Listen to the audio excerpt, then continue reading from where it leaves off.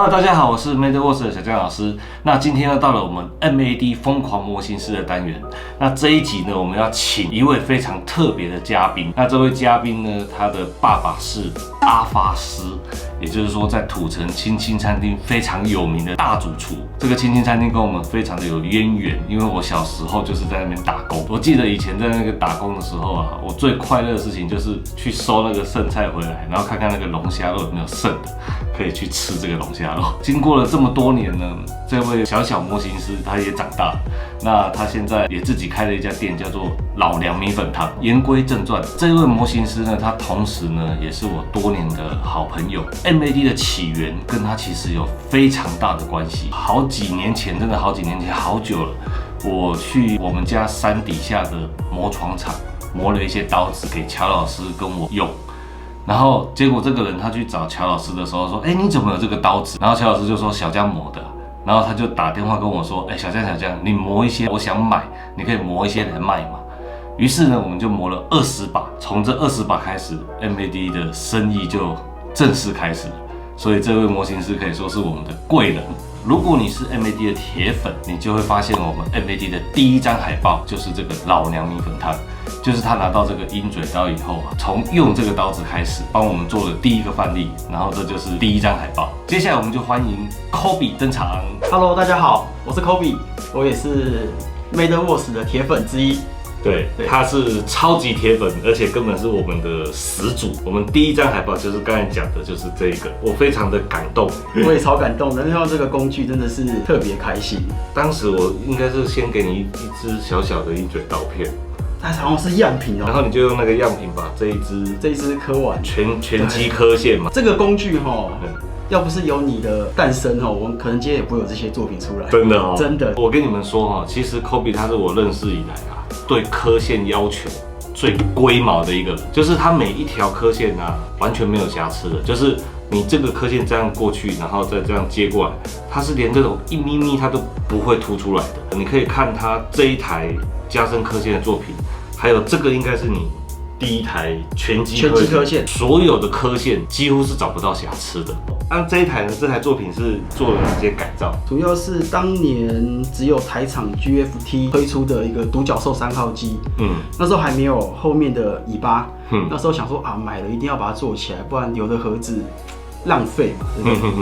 然后开始就从它的也是整体要有做刻线改造，甚至还电胶板。这个作品你当时也有尝试一些旧化，大概做了哪些技巧？上网找资料，因为我这支不想做战损，而想要做一个流锈。当灰尘流下来，我们彩度高的时候会有褪色的效果，然后再来就整支做一个洗色，然后再写拍打。那这台作品有什么特色？我们看到翅膀，应该就知道它是命运的翅膀。对。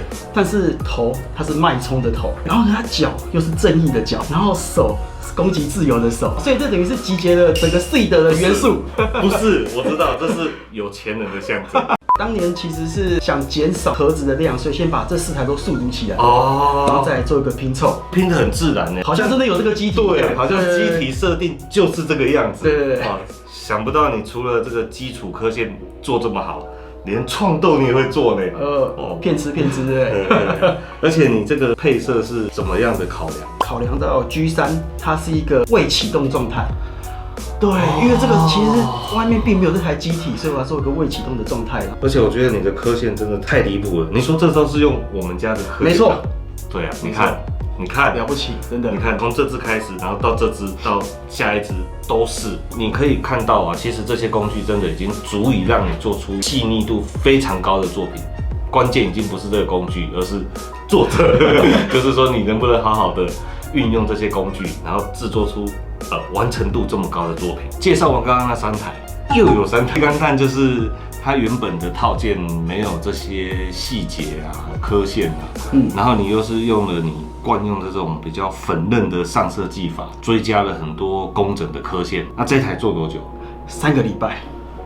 你刻那么多线，只要3个礼拜？你知道，只要一不睡觉很多人都可以做出来。脚底板延伸，然后到裙甲也把它延长，甚至胸前也把它垫高，整体再去做刻线的修改，甚至搭上宽线。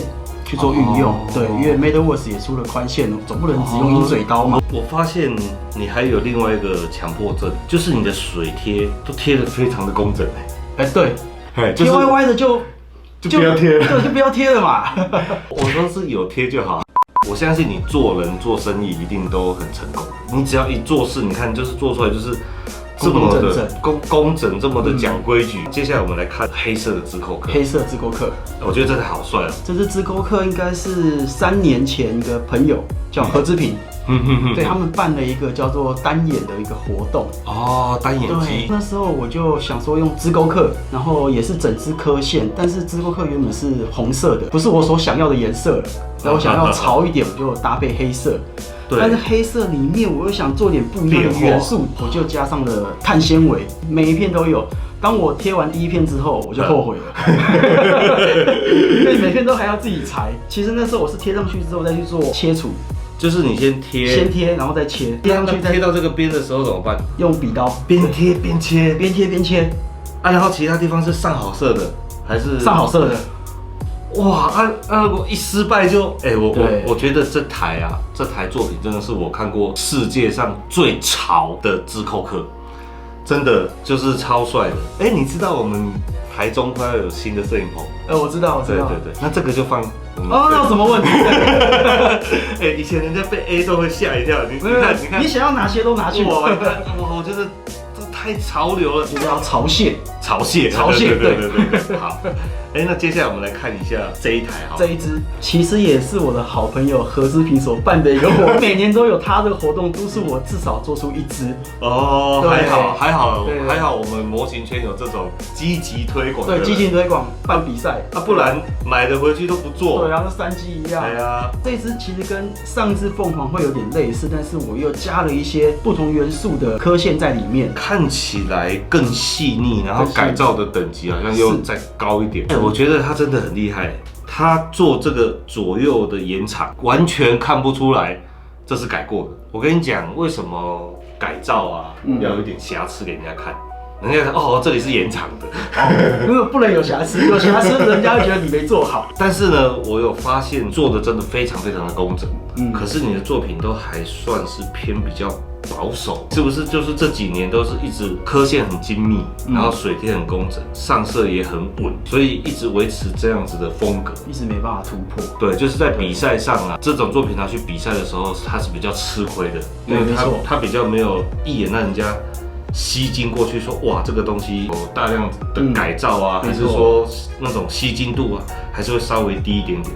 所以你好像最近几年有突破，对不对？有突破，这个突破真的是铁下心来。那我们来看一下他突破以后的作品。其实呢，这一集呀，我是当时在联络的时候，我是在想，我们 MAD 科幻组的第3名是谁？然后是想说，第1名那个乔老师那边拍过那个作者那个韦霆嘛，韦霆对。然后第2名是上次建良嘛，梁对。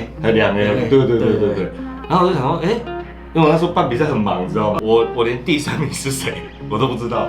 然后我前几天我说，第3名这个作者我好像认识，结果原来是你，因为他这次的作品其实突破太大，一瞬间让我联想不到说，怎么可能？他以前他都舍不得在上面钻一个洞。对，真的。我记得你当时好像有去找乔老师，问了一些建议啊、战损，包含旧化的这个层次，好像也跟上一次那个最早的第1台有点不一样。它原本的套件跟现在看的是完全不一样的，每一个零件其实都是有刻过的，刻线改造，没错，或者是胶板，对，加上它的小腿的地方，其实它是一整个连贯的，可是我把它给裁掉之后，加了一个GP02的脚踝，然后再加上它的这个炮，这个炮其实也改过，加上了 Mark II 的对，那个握把，这比较有型，这样比较有型，再加还有前面都是全自制的，这一段是全自制。哇，那这个地台好特别哦，这个地台这个是塑胶板还是什么东西啊？这是石膏，对，寿屋推出的，然后我再来做翻模的一个动作。今天刚好有带来我那个翻模的细胶。对，哦，原来是这个样子哦。是的，就是你灌石膏进去，灌石膏之后再把它敲碎，然后倒出来敲碎，对，然后就变成这样。对。哦，所以它这种真实的这种密度感很好，就是靠翻模的，整个场景是很搭配的，很搭配，对，对啊，很自然风化的感觉，对。哦，所以这一次的突破，其实我很替你开心，我自己也很开心，能够拿到Made的第3名。对，是的，真的是实至名归。就是假设他有对手，这个景再稍微大一点点，再加个几个萨克的残骸在下面，对，说不定这个就又升级了。而且我跟你们讲 ，MAD 比赛是真的是绝对不会黑箱的，因为我真的是前几天还在问，那个第3名到底是谁？原来是我的好朋友。那还有什么要补充介绍的？正面，正面其实是2大片，我加了原本粗钢的零件，就是粗钢的髋关节的地方，这2个其实是后来加上去的。我觉得你最大的缺点跟最大的优点是同一个，是什么？你知道吗？帅，不是？你改造的完全看不出来是改造的痕迹，所以乍看之下都会觉得这个套件买来就这样子。对，是优点也是缺点，这不知道是优点还算缺点。其实是优点，其实我认真讲是优点，但是为什么我会说像是缺点？缺点是有些评审他看不出来。对哦。但是如果是专业的评审，你相信我，他看得出来。所以大家还是要往这种完美的改造迈进。对，我是支持这样子的路线的。我觉得看了这么多的作品啊，我相信网友一定也希望说 Kobe 可以分享一些模型的技术给我们。没有问题。好，那你今天带几招来示范？我把我今天全会的都带来。那我们今天可能要录久一点，录8个小时。那接下来我们就请 Kobe 开始示范吧。Hello， 大家好，现在来到了 Kobe 的时间，我们简称为 Kobe Time。我现在开始为大家介绍怎样制作这模型的过程。然后我先拿出我的工具，身为一个 Kobe， 一定要有纠正的鞋盒。打开之后，平常我是卖面的，所以我做模型也是用我们店里的围裙。穿上去也是帅哥一枚啊！没错，帅。今天我准备几个零件来跟大家介绍一下。我今天要教大家3个刻线的方法，第一个是刻线加深，然后第2个是左右对称的刻线方法，第3个就是实战，直接在零件上面做一个刻线的处理。来，大家可以看到这个零件，这边就是应该要刻线，然后入墨线之后可以更完美。都刻完线之后，整体起来会感觉更锐利。那现在我来教大家怎样使用一个鹰嘴刀搭配我的刻线刀的运用，可以让这个零件更漂亮。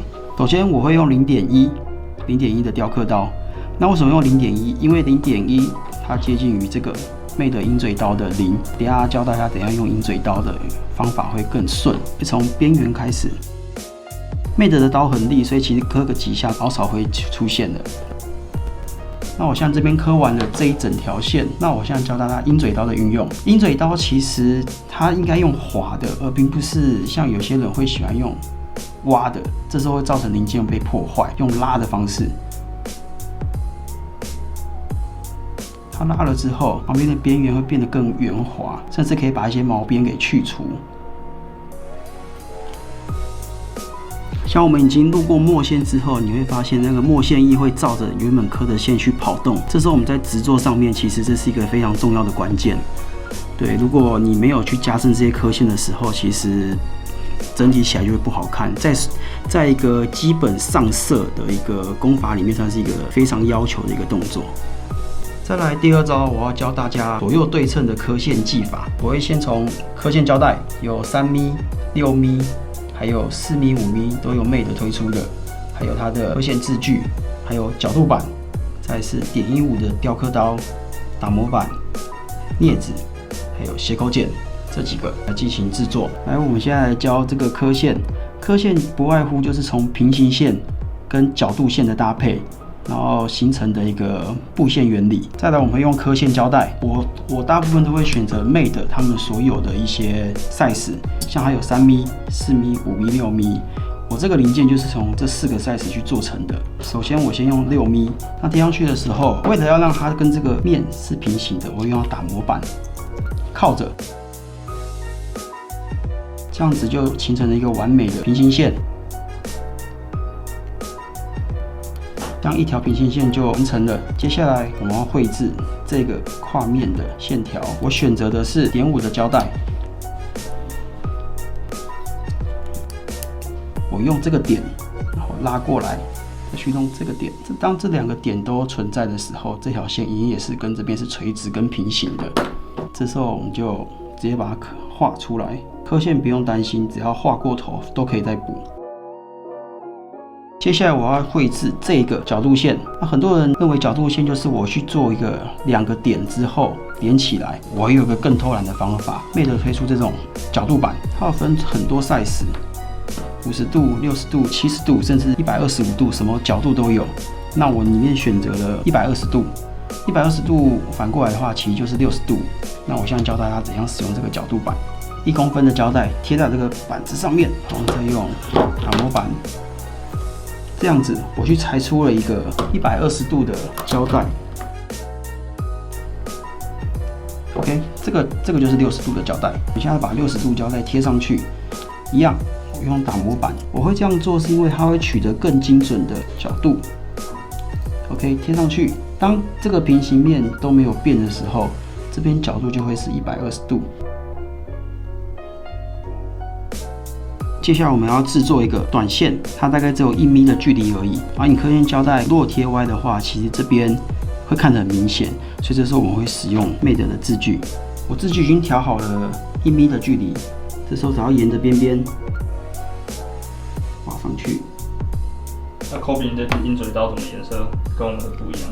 哦，我跟你讲，这个说来话长，这个是好几年前Made出一个钛版的，听说现在市面上已经找不到了。而其实钛版跟我们这个黑色的都是很好用的，可是你知道金色就是跟别人不一样。钛版现在涨到一把1万多嘛。哦，那Made有没有兴趣将它回收？然后因为这个线是0度，就是宽度是0，所以我们要再用刻线雕刻刀将它加宽。OK， 这样就完成了，这个零件是一样的。那我们现在做一个总结，为何要使用鹰嘴刀？1.1的雕刻刀，然后找出它的深度之后，使用鹰嘴刀就可以去除它所有的毛边，然后这个刻线会更加的明显，更加的圆润。如果再加上我们 Made 所出的.2、.3、.4、.5的雕刻刀，宽线它可以做出更多不同层次的布线。最后，大家可以多多使用的辅助字距，还有刻线胶带，营造出不一样的刻线风格，还有更棒的作品。谢谢大家。好，那我们感谢呢 Kobe 今天带来这么多精彩的作品，还示范了这么多实用的技法给大家。那这一集就到这边哦，大家拜拜。等一下，你上集有问梁A说为什么他会做模型？为什么都没有问我？我想好怎么讲了，你知道吗？对啦，每一集都要跟那个观众分享说，为什么模型师会喜欢做模型。是的，那你跟我们讲一下。因为小弟本身是美术出身的。哦，你是学美术的？学美术的，然后又大学又念的建筑。哦。对，我记得有一年那时候做1:100的比例的建筑模型。班上就有同学问我说：“你怎么不做钢弹？”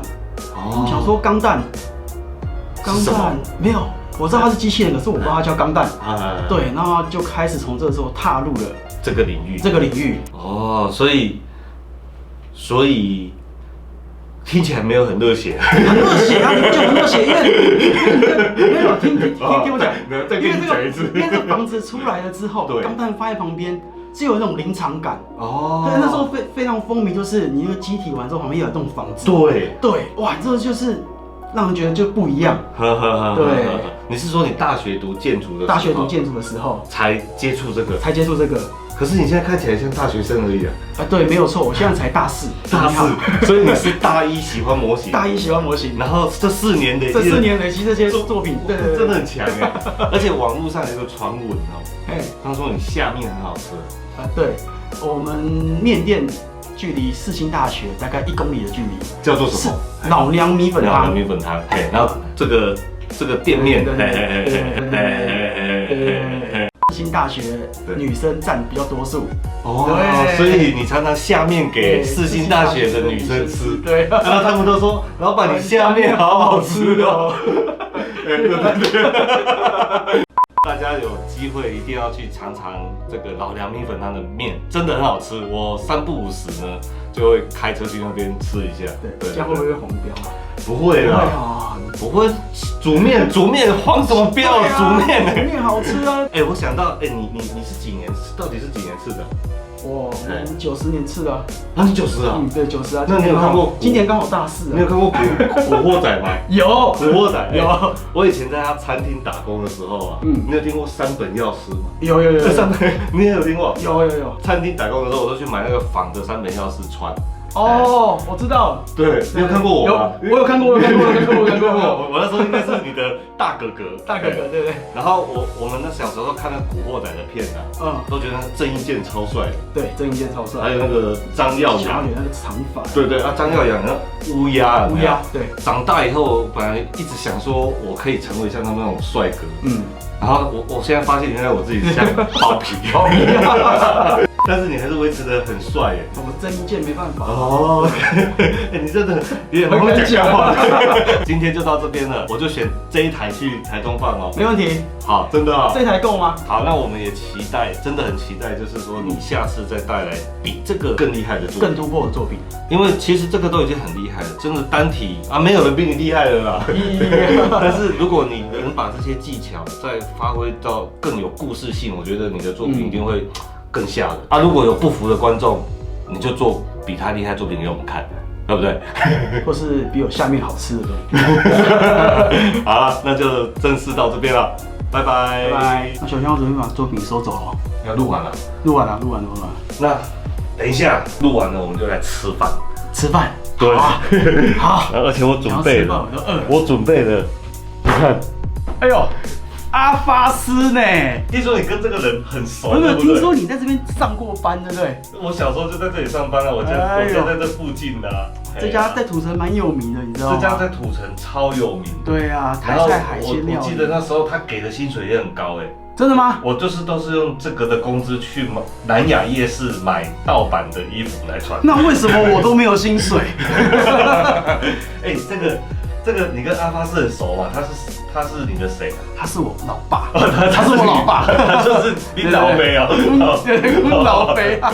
你帮你爸爸介绍一下这年菜，来，这是我们今年新推出的双人套餐，来，阿发斯的年菜双人套餐，价钱1680，才1680。对，我跟你讲，有这么多东西。如果请妹的代购的话，变2680。好，那到底有什么呢？有日式3味拼，还有迷你佛跳墙，还有黄金蒸龙虾。再就是，等一下，这个是什么？这是龙虾配的面包哦，所以是这样。还有一个樱花虾米糕，再来就是西卤狮子头，再来是港式双点。哇，这样子才1680。那这个是什么？佛跳墙的汤包。那今天这个双人套组刚好就我们2个人吃吧。对，我们2个人吃。摄影师吃什么？你吃卤肉饭了？还是要抽奖？下面留言我们就可以得到老梁米粉汤米粉1碗。不用啊，这个就当赞助就可以啦。这个赞助？对啊，哪有关系？真的赞助？真的赞助啊！好，阿发斯赞助。对，阿发斯赞助。好，那就真的分享抽1位啦，好不好？抽一位，大家开心。好，那新年快乐，快要新年了。新年快乐。好，拜拜。拜拜。